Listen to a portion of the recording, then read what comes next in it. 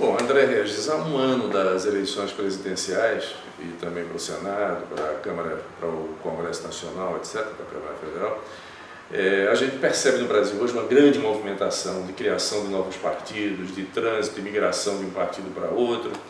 Essa movimentação toda que hoje a gente assiste no país, isso é sinal de vitalidade da nossa democracia? Não, não creio. Pelo contrário, eu creio que toda essa movimentação ela depõe contra a ideia forjada na própria Constituição.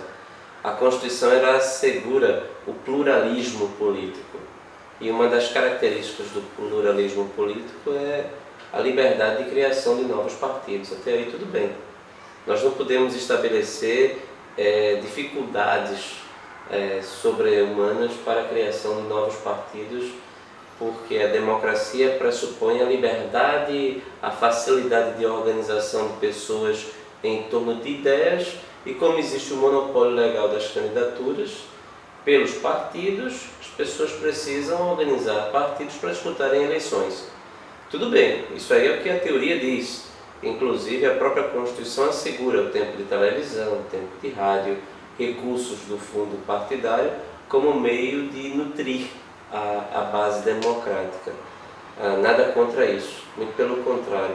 Acredito que a liberdade pressupõe defesa de ideias e a democracia exige que essa defesa de ideias nas eleições se dê com a mediação dos partidos políticos, já que nós não temos aqui a figura das candidaturas avulsas.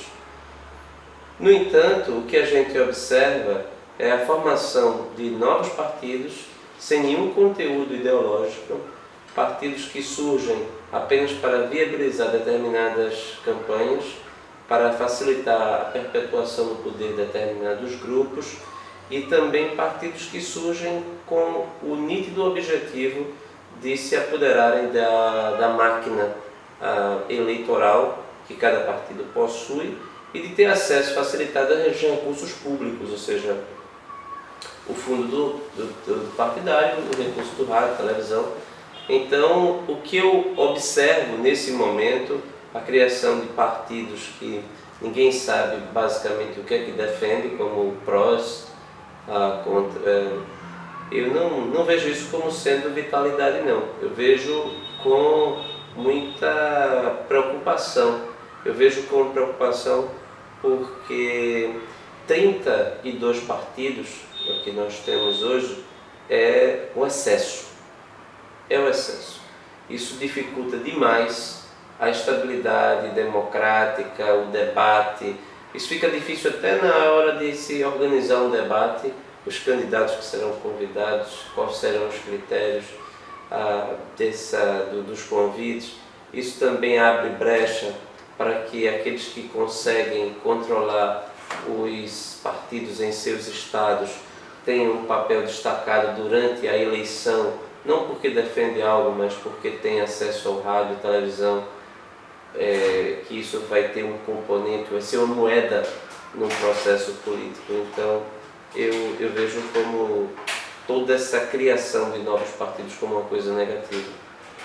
E dentro desse contexto que você analisa, que tipo de repercussão esse processo partidário, político-partidário, que tipo de repercussão poderia exercer sobre, digamos, as eleições presidenciais do ano que vem? Notadamente, para as eleições presidenciais, a grande moeda partidária é o tempo de televisão. Quer dizer, muitas vezes, muitas coligações têm... Então, nós temos, basicamente hoje, já que Marina Silva não conseguiu até agora viabilizar-se como candidata, o partido Rede não foi criado por falta do apoiamento exigido pela lei, decisão recente do Tribunal Superior Eleitoral. Nós temos Dilma Rousseff, Aécio Neves e Eduardo Campos. São 3 candidatos onde basicamente os novos partidos irão dar sustentação à candidatura de Dilma Rousseff. Isso faz com que o jogo na televisão seja muito desigual. Ou seja, o somatório de Aécio Neves com Eduardo Campos será de menos do que 1/3 do somatório do que terá campanha de Dilma Rousseff. Numa eleição presidencial que se depende muito da força da televisão, isso faz uma diferença gigantesca. Então muitos partidos eles vão barganhar com o governo ou com a oposição de acordo com o que cada sigla tem em termos de tempo de rádio e televisão. Eu vejo isso como sendo a principal consequência da criação desses novos partidos do ponto de vista federal. Do ponto de vista dos estados, isso aí mexe muito também com o futuro de carreiras políticas, ou seja, tem muita gente que cria um partido, toda uma movimentação de criação de partido para facilitar a manutenção de determinados políticos nos cargos que ocupam.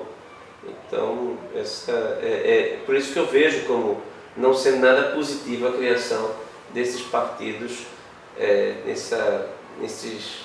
nesse contexto de um ano da eleição, né? É interessante observarmos que a eleição ela é jogada em, parece que, 3 tempos, vamos colocar assim. O primeiro tempo é até agora, a criação de novos partidos, movimentação partidária, mudança de partidos, ou seja, tem muita gente mudando de partido, saindo do partido A para o partido B, isso até um ano da eleição.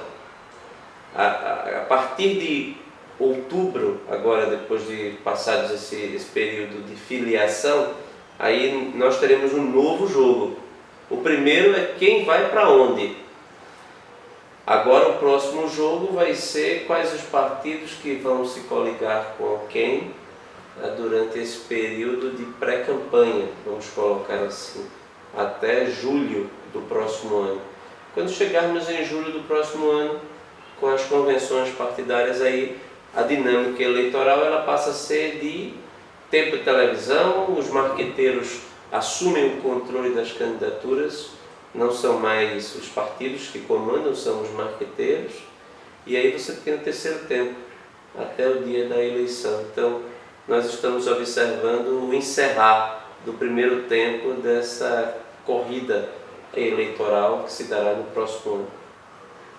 Esses procedimentos que estão sendo realizados pelos partidos políticos, essas migrações, a criação de novas siglas, as coligações em busca de maior tempo em rádio, em televisão, etc. Isso responde, de uma certa forma ou não, ao clamor das ruas, André? Não, eu acredito que não. A população não está pedindo novos partidos. A população não está pedindo troca de legendas. A população ela vê tudo isso com muita desconfiança, na verdade. Toda essa movimentação ela aumenta o grau de desconfiança da população em relação à atividade política. Então, a partir do momento que as pessoas não são vistas como defensoras de determinadas ideologias ou de ideias, não se sentem representadas, ou grupos, ou identidade aquela afinidade, vamos colocar assim, divisão de mundo, a impressão que se dá é que cada um está defendendo o seu, cada um está ali lutando pelos seus próprios interesses, e aí, de acordo com o meu próprio interesse, eu vou sair da legenda A para a legenda B, vou procurar cooptar alguém da legenda C para vir para a legenda A. Tudo isso aumenta o grau de desconfiança. Eu não vejo isso como sendo algo que a população veja isso bem. Agora, no entanto, ela vê isso com uma certa naturalidade. É como se ela reconhecesse que isso faz parte mesmo da política e que isso acontece. E então a população ela não fica esperando muita fidelidade do político em relação ao seu próprio partido. Ela não presta muito bem atenção a isso. Isso aumenta por exacerbar o efeito, porque se houvesse uma sanção política do ponto de vista, poxa, antigamente você estava nesse campo, agora você está no outro, como é que você vai se justificar politicamente? Parece que isso não é a grande preocupação da população. É como se a gente fosse fazer uma analogia com o futebol, hoje é assim, os jogadores saem do clube A para o clube B sem nenhuma cerimônia. Pode jogar do Fluminense e no Flamengo, de uma temporada para outra. Isso seria muito estranho de se explicar na década de 70. Você encontrar, por exemplo, o Zico jogando pelo Vasco, o Zico jogando pelo Fluminense, o Roberto Dinamite jogando pelo Flamengo, seria algo sem que a população iria estranhar, né? O Rivelino deixasse de jogar pelo Fluminense para ir jogar pelo Flamengo, ou seja, isso demonstra na minha concepção hoje toda essa mudança, idas e vindas de termos e inclusive a criação de novos. A criação de novos também é que tem quando o partido ele já está consolidado em termos de oligarquia e fica difícil aquela disputa interna, muitos saem para criar o seu próprio partido, para dizer aqui quem manda sou eu. Então, ou seja, o processo ele continua de expansão das agremiações partidárias de uma forma negativa, porque no fundo isso degenera o sistema democrático, porque nós não temos conjunto de ideias para tantos partidos. A gente podia dizer que a ausência da base ideológica comprometeria a fidelidade partidária? Acredito que sim. A fidelidade partidária ela tem um forte compromisso com a identidade que você carrega naquele partido. Então, se no passado as identidades eram maiores, era muito difícil você justificar alguém que saísse da Arena e fosse para o MDB, ou vice-versa. Alguns tentaram esse caminho e eram sempre vistos com muita restrição. Poxa, o cara era da Arena, agora está no MDB.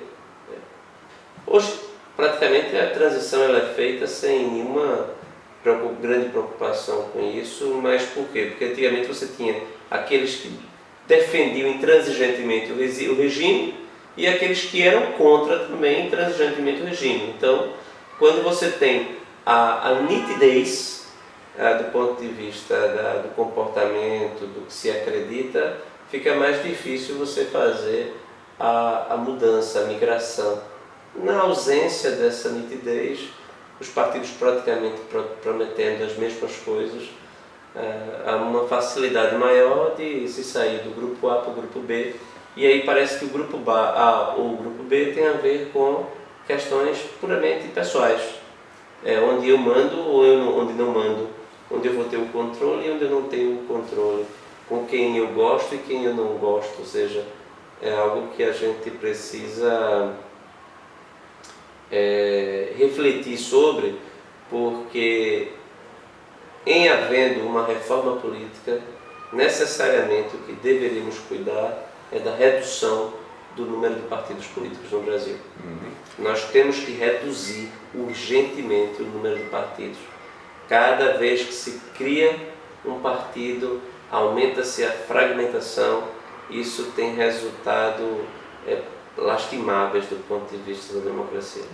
Na verdade, a questão eleitoral, ela será, digamos assim, a disputa eleitoral verdadeira, ela será realizada entre 2 ou 3 grandes siglas partidárias. Os demais 30 partidos participam apenas como adjuntos e tal, que não vão efetivamente participar da disputa. Dentro dessa perspectiva, esses grandes partidos que de fato vão disputar as eleições do ano que vem, eles estão esperando que ocorram as acomodações para começar então a negociar as coligações. Isso dá um trabalho imenso, não é? Sim, dá um trabalho imenso, porque inclusive o Brasil é uma federação. Então o jogo federal, a eleição presidencial, ela pressupõe também acordos regionais.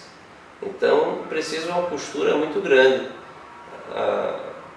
Cada estado, quais serão os palanques, quem vai apoiar quem, qual o grupo que está com quem. E como houve uma emenda à Constituição, a emenda 52 em 2010, que ainda prejudicou mais ainda essa nitidez, porque abriu a possibilidade de qualquer tipo de coligação no plano dos estados sem nenhuma relação com a eleição presidencial, a coligação presidencial. Eu acredito que Isso resulta, sem dúvida nenhuma, no fator de dificuldade e também até mesmo de compreensão do processo pela população. Feito um mosaico muito. Como é que o partido, ele, no plano estadual, ele é contra o outro e no plano federal ele é aliado, resulta-se aí num grande problema de composição. E agora tem partidos que a grande maioria dos partidos mesmo, eles não têm nenhuma pretensão de disputar o prêmio maior, a presidência da República. Eles participam do jogo querendo uma cota de cargos, cota dos ministérios, a cota na distribuição das benesses do poder. Então, e o maior exemplo disso é o próprio PMDB, que é o maior partido do Brasil, que não tem pretensão de fazer o presidente da República. Como é que se concebe isso? Uma contradição. O maior partido não ter pretensão de ganhar a eleição presidencial, se contenta com o apoio ao governo, e esse apoio ao governo ele recebe-se em troca disso os ministérios. Essa aliança Lula ou essa aliança PT-PMDB é uma aliança de divisão de espaço, ou seja, não é uma divisão de visão do país que está se defendendo.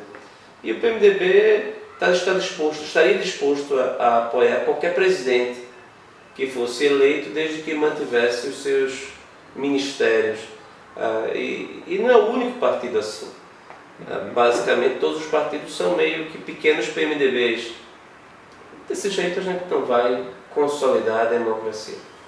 E é curioso, André Regis, a gente constatar como brasileiro, como cidadãos brasileiros, que a gente chega num momento assim, de todos esses impasses do ponto de vista político partidário, precisando de uma reforma política, precisando de diminuir o número de partidos, precisando de tentar definir alguns campos ideológicos, alguns programas, etc. E a nossa Constituição fazendo exatamente 25 anos.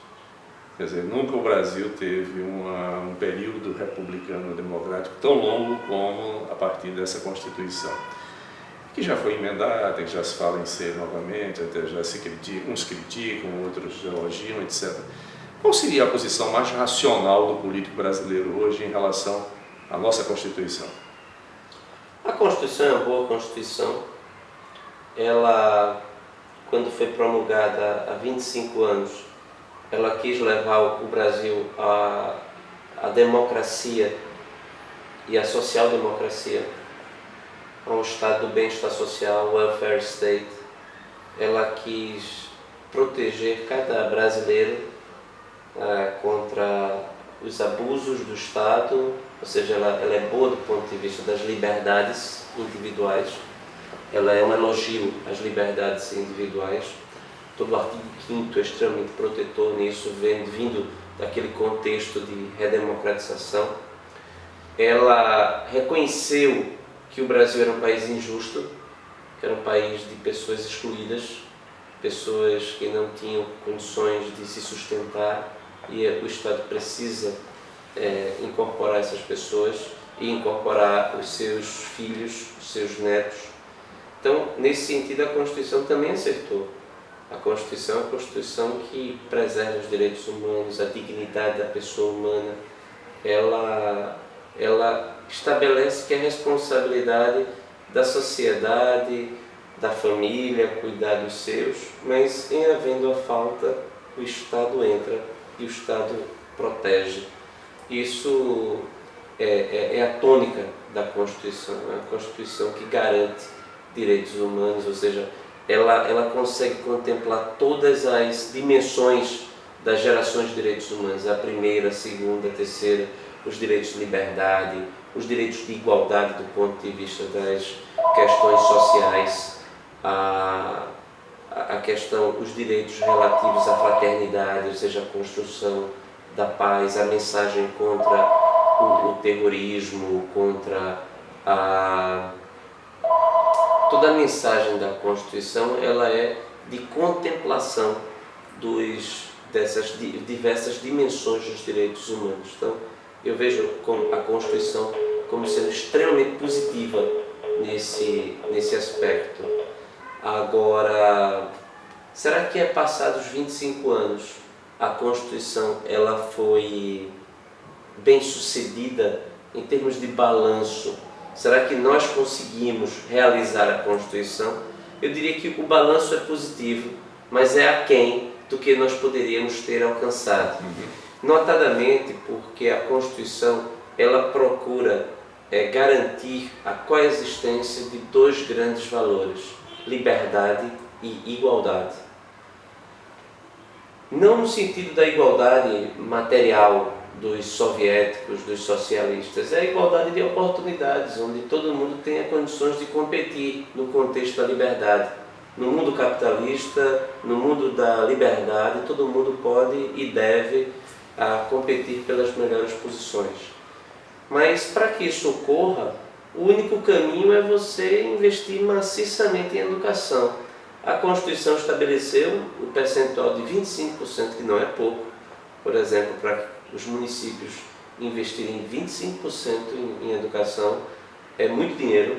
A Constituição carimbou muitas verbas para o propósito educacional. Ela tem essa preocupação, se colocou na Constituição a preocupação com a educação, mas lamentavelmente nós não conseguimos realizá-la nesse aspecto. Apesar de todos os avanços que o Brasil teve nos últimos anos, nós ainda continuamos sem avançar na educação. E enquanto a gente não avança na educação, a gente não realiza a Constituição, porque é a educação que dá a liberdade para as pessoas pensarem, para o exercício da cidadania plena. E você não está ali vulnerável ao troca-troca, à assistência. Então, é a educação que lhe oportuniza viver do seu sustento, viver a partir do seu trabalho. Então, lamentavelmente, o Constituinte, ele criou um arcabouço de proteção que dependia fundamentalmente de que as condições futuras seriam realizáveis. O Brasil seria uma Suécia a partir do momento em que a gente tivesse um estado de bem-estar social, a partir de uma ênfase muito grande na educação. Então a gente não conseguiu isso. E aí o que é que sobra? As obrigações que o Estado tem em decorrência da Constituição para suprir as necessidades básicas do cidadão. E aí você concentra muito peso na parte assistencial do Estado. O peso, a assistência, ela será maior ou menor em conformidade com o seu investimento e a sua capacidade de educar o povo. Como a gente não educa, o peso na assistência é muito grande. Então, o balanço que eu vejo da Constituição é positivo. Não advogaria, por hipótese alguma, a substituição da Constituição por uma outra. Seria mergulhar o Brasil no desconhecido, no perigo. Não sei, não gostaria de ver o Brasil mergulhar numa aventura de troca de Constituição, abrindo a todo tipo de possibilidade em termos de arcabouço institucional. Eu acredito que a gente tem que fazer as reformas que são urgentes, melhorando esse texto. O texto ele precisa ser melhorado. É preciso que a gente, por exemplo, promova uma reforma tributária, é preciso que a gente modifique aspectos fundamentais do processo político para viabilizar mais democracia com a preservação dos valores da governabilidade. Eu acredito nisso. Nós temos uma Constituição, conforme você falou, é a mais longa do período republicano-democrático. É a segunda mais longa de toda a história, só perdemos ainda para a Constituição do Império, o que não é pouco para um país que viveu toda a sua história em movimentos pendulares entre autocracia e democracia, ditaduras e regimes democráticos, modificando as constituições, substituindo as constituições. E então tudo que eu não quero ver é a substituição de uma Constituição democrática por uma que a gente não sabe que perfil terá. Mas precisamos melhorar a Constituição, fazendo com que o seu espírito seja respeitado. Vida longa para a Constituição significa necessariamente respeito aos seus princípios básicos, respeito à ideia de liberdade, respeito à ideia de igualdade de oportunidade na largada, onde todos têm condições de competir para o desenvolvimento pleno das suas faculdades. Você é presidente da Comissão de Educação, Cultura, Esporte e Turismo da Câmara Municipal do Recife, foi presidente do Instituto Teotônio Vilela, aqui em Pernambuco, foi conselheiro federal da OAB, tem vínculos estreitos com o comando do seu partido, tanto em Pernambuco quanto na região e também no país. Portanto, uma pergunta que não quer calar. Qual é a sua opinião sobre a virtual candidatura do senador Aécio Neves à presidência da República? Desde 1994 a gente assiste a essa polarização PSDB-PT. Fernando Henrique bateu Lula em 94, Fernando Henrique bateu Lula em 98, Lula bateu Serra em 2002, Lula bateu Alckmin em 2006 e Dilma bateu Serra em 2010. Tudo indica que vai haver novamente essa disputa PSDB e PT. Não vejo, inclusive com essa dificuldade muito grande de Marina Silva se viabilizar como candidata, eu não vejo alternativa ao processo. Não acredito que a candidatura de Eduardo Campos ela tenha suficientemente força para prevalecer na disputa e tirar a vaga num provável segundo turno do PSDB. Muito em função pela aproximação que sempre teve entre Eduardo e PT, Eduardo e Dilma. Então, a tendência natural é que os insatisfeitos eles agreguem maior força à candidatura que de fato é vista como a candidatura da oposição e não da dissidência. E a da oposição é a candidatura de Aécio Neves. O PSDB ele tem a decisão tomada de que o candidato é Aécio Neves. O governador Aécio Neves, o senador Aécio Neves, ele está com muita vontade de disputar a eleição, que é um fator muito relevante, ou seja, a vontade que o candidato tem de disputar a eleição para ganhar. Nós temos governos importantes, como o governo de Minas, o governo de São Paulo, o governo do Paraná. Eu acredito que o jogo, ele se não vai ser de igual para igual, porque é muito difícil você disputar contra quem está sentado na cadeira de presidente da República, com todos os instrumentos que a presidente Dilma Rousseff tem de manipular com números, com dados, com movimentações do ponto de vista de contas públicas, gastos governamentais. Nós não temos a paridade de armas, mas em se tratando de um momento histórico de pouco crescimento da economia brasileira, o Brasil sendo agora rebaixado em todas as agências de classificação de risco, rebaixado por falta de segurança dos investidores estrangeiros de inverterem recursos aqui, a alta inflação que corrói o poder de compra do trabalhador e de toda a população, a elevada carga tributária que não para de crescer. O Brasil não cresce, mas a carga tributária não tem freios de crescimento. Baixo crescimento do ponto de vista dos investimentos em infraestrutura. O contexto econômico é de adversidade. O marketing, que foi muito eficaz na eleição passada, que resultou na vitória de Dilma Rousseff, eu acredito que ele encontrará limites no momento em que a realidade ela demonstra que a situação econômica é muito preocupante. E isso vai levar, na minha concepção, não havendo nenhum outro tipo de surpresa, nenhuma candidatura de terceira via a mais, porque eu não acredito que a candidatura de Eduardo Campos já seja vista como uma candidatura de terceira via. Eu acredito que a polarização persistirá, PT, PSDB. E o senador Aécio Neves, ele naturalmente, ele vai ser o representante dessa massa de insatisfeitos, de brasileiros insatisfeitos com um projeto que já se exauriu há muito tempo. um projeto de poder caro que faz com que a gente não progrida rumo a um processo civilizatório.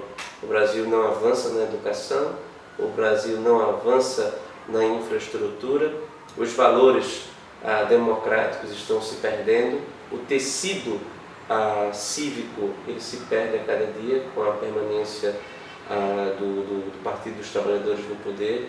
Todo esse escândalo do mensalão ele contribui muito para isso, essa questão da corrosão do tecido social, cívico no país. Então, eu vejo que o momento é de uma candidatura forte por parte da oposição, e essa candidatura forte é de Aécio Neves.